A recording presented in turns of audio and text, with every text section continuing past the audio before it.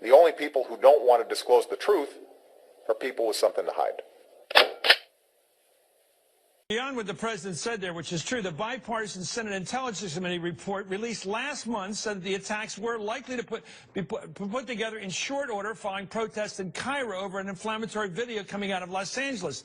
The bipartisan report potentially inoculates National Security Advisor Susan Rice from GOP criticism for saying just that on Sunday morning television. In fact, on Meet the Press. In other words, Rice had it correct after all. This is my problem, Joy, with that interview and the questioning from O'Reilly. I'm not a media critic, but the information's out there that Susan Rice told the truth. It was a spontaneous attack on our facility in Benghazi. It did come as a kind of a copycat to what was happening in all the airwaves in Cairo, which was the attacks there were in response apparently to the video, the crazy right-wing video that came out of Los Angeles. So it was right.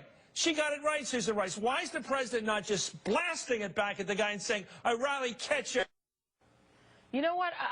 That's a good question as to the president's response, because I do think what Bill O'Reilly was doing was sort of reheating all of the right-wing memes, all of the obsessions that the right has. He might as well have asked him about his birth certificate while he was at it, because this was not an interview about current events. This was an interview about conspiracy theories held by many on the right, many of his viewers, and it was not about the, let's say, 100 million people that were there to watch the Super Bowl. This was about the much narrower audience, 3 or 4 million people who were going to watch back the interview on Fox News and who really wanted to see combat, who wanted to see the president put in his place, who wanted to see Bill O'Reilly do what they viscerally want to do themselves, which was scold, interrogate, and force the president back on his heels. Now, the president did continually try, when he could get a word in edgewise, to say these are questions that have been answered, but that audience doesn't want to hear that. They don't want the answer. They want the conspiracy. Anyway, President.